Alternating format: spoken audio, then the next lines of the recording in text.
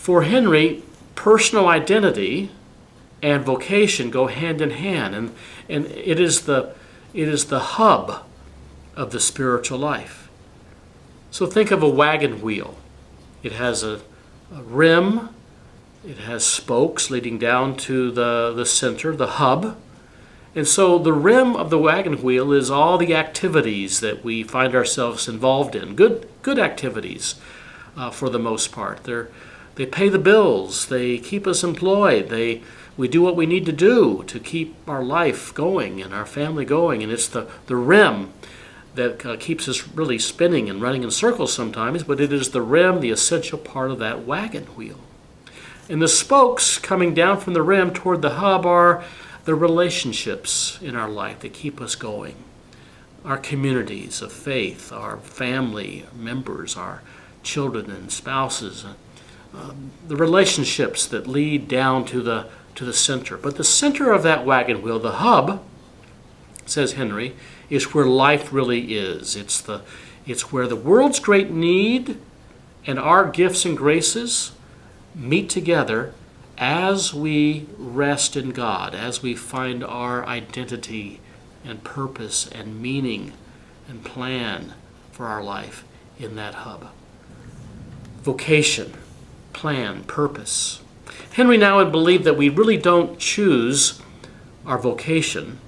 Rather, we are called and chosen for certain times and seasons, for plans and purposes according to our gifts and graces. God has a plan and purpose for our life, Henry believed. And we're called and chosen for such a time as this. Vocation, calling. Hello, this is God calling. I've got something brand new for you. What is your vocation as distinct from your career? There's career and vocation. There's a job and professions. But beneath the jobs, professions, and career, Henry says there is calling, vocation. What am I called to be and do at this particular time in my life, in this particular place? Or where do I need to be and go to fulfill God's purpose for the next season of my life? These are perennial questions. Henry asked them first at age 6, and he continued asking that question throughout his whole life, 64 years. What, God, are you calling me to do, to be now? I remember the first time I met Henry. I rarely called him by his last name.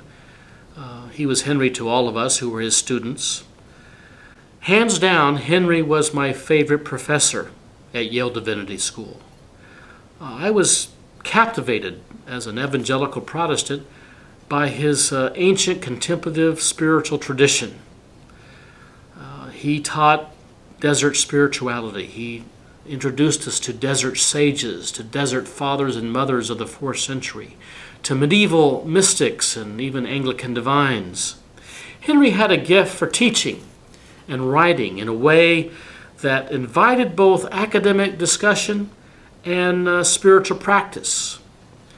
Henry said that without solitude and community, it is impossible to live a spiritual life.